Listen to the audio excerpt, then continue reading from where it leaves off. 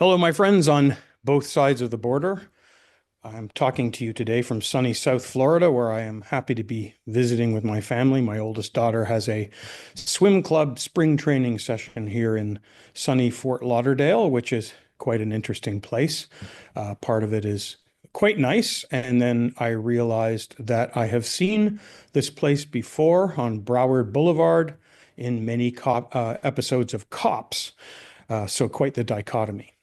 Wanted to talk to you about today just Canadian culture and American culture, a little bit about tax and some of my observations. So I am not Alexis de Tocqueville, but like a well-read Canadian, I do have some observations. And I look at the differences between Canada and the United States in terms of commitment to service, to aspirational belief, and they're sort of embodied in two enterprises. So as I made my way down the I-95, I stopped in a place in St. Augustine that I had heard of and had never visited before, but Buc-ee's. Everyone needs to visit a Buc-ee's. It is a giant gas station and convenience store the size of a small Walmart, which sports things like a wall of beef jerky, brisket sandwiches, glazed pecans, just everything you could want. Clothing. Picked up some new appropriate t-shirts. And the important thing is being greeted with the American attitude, being greeted at the door by the cashier, people coming up to you and asking, how can I help you? Now let's contrast that with Canada. And let's think of one of our great Canadian institutions, namely Canadian Tire. Canadian Tire is absolutely a hit or miss visit. I have purchased children's bikes there for the last 6 or 7 years to find that usually they are not assembled correctly. But more importantly, try to find someone to help you at Canadian Tire. I believe they make it a sport to avoid client contact. And this is indicative of a number of Canadian enterprises. Walk into Tim Hortons today and tell me if being served in that vaunted Canadian institution, owned by a Brazilian company, by the way, is reassuring to all of those who are screaming "Buy Canadian" in our now upon us trade war. What I am finding, and I travel extensively in Canada and the United States, is that there is a marked difference, not just in standard of living, but in attitude. Americans are happy. Americans, some certainly do not like the president, but the vast majority of Americans that I'm talking to are wholeheartedly behind what the Trump administration is trying to do. It's very much like Ronald Reagan after 1980, after the debacle of Iran and the malaise of the Carter administration. But Americans are happy. You can tell it in their attitude, their joie de vivre, how they're approaching business. For instance, I'm in the middle of getting licensed for insurance sales in 4 U.S. states. And I'm working with one group down in Tampa where I had asked as a lawyer for some fairly detailed information about some strategies. And they sent me basically sales pamphlets. Now, as a Canadian, I would be aghast saying, well, this is not the level of detail I want. But I was pleased because it's always about sales. It's about winning. It's certainly about serving the client too, but it's an attitude that we simply don't get in Canada. If you're dealing with Canadian companies, and I deal with large financial institutions every day, I think financial advisors will agree with me that they've ceased to be investment houses and have become giant compliance organizations. We have simply lost our way in so many ways. Canadians are not about doing business anymore. Canadians are about maybe managing or getting by. And that goes to not just the terrible policies of the last 10 years, and I could go on forever about them. It goes to 30 years of mismanagement. It goes to public education because, folks, we surrendered public education to essentially socialists 30 years ago. And what have they taught our children? Do they teach them history? Walk into a grade 9 class and ask them who Winston Churchill is. I dare say that nobody will know, and those who do will probably talk about what he did starving starving the Bengalis, which of course is a legal fiction. They will tell you all about victimology and how we oppressed this group and that Canada's history is not one to be celebrated, which is, of course, balderdash. Canadian history is proud and stoic, and we need to teach it again. But we have also taught kids to be non-aspirational. How many times does the best student in the class get ostracized? It's basically orchestrated. What about financial literacy? My good friend Sejal Patel is pounding the table about financial literacy and how it's fundamental to a growing economy in a growing country. It's good for people, but are we teaching it? No, we pay lip service to it.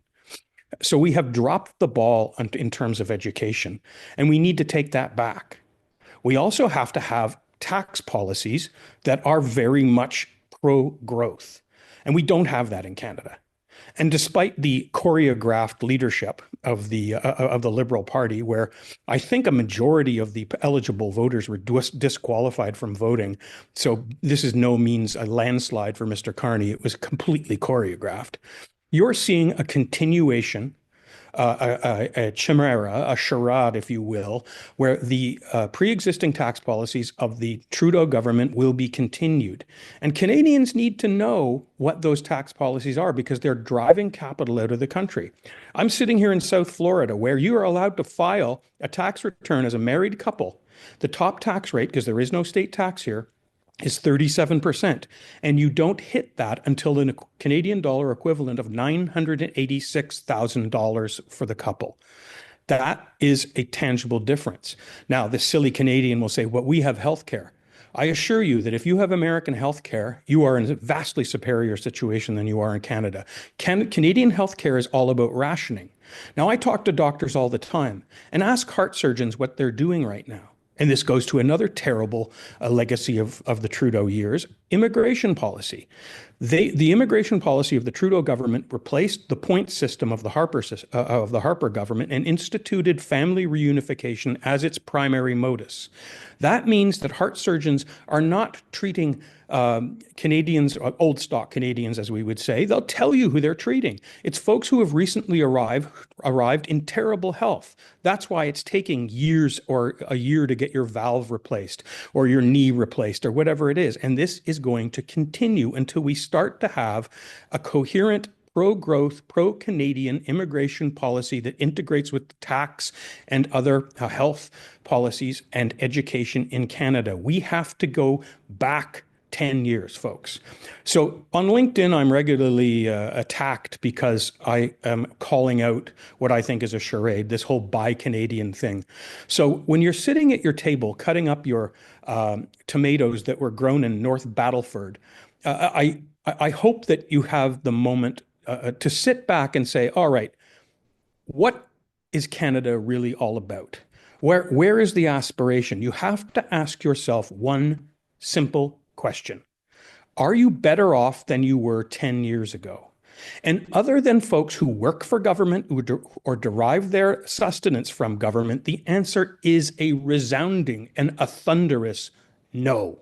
Canada has gone on the wrong path for 10 years, and it's going to take common sense and a leader, whoever that is, to bring it back to the path of traditional Canadian values, which, yes, is polite, stoic, get things done. We've lost that, folks. We like to run around and tell people that we're polite, but Canadians are not necessarily nice. Americans certainly are. And in that regard, we need to emulate our American cousins. We also have to understand that this idea that we can forge a new economy dealing with other countries in the world is absolute poppycock. The Canadian economy is almost fully integrated with the United States, and we need to continue that. And if we would address long-standing problems like productivity, which again goes to education, tax so that people can keep more than half of what they earn, you are going to find that Canada has the potential to be the greatest country on the earth. If you believe it is now, you are involved in an exercise of blatant self-delusion. Canada does not qualify to be in the G7 right now. There are several countries that should take our place. Canada has, in order to become great again, has to want to become great again. And in order to do that, we have to eschew reliance and addiction to government. Leviathan has to be stopped because, my friends, Canadian voters have inculcated it. It has grown in 10 years beyond anyone's measure, and too many electors have allowed this to happen.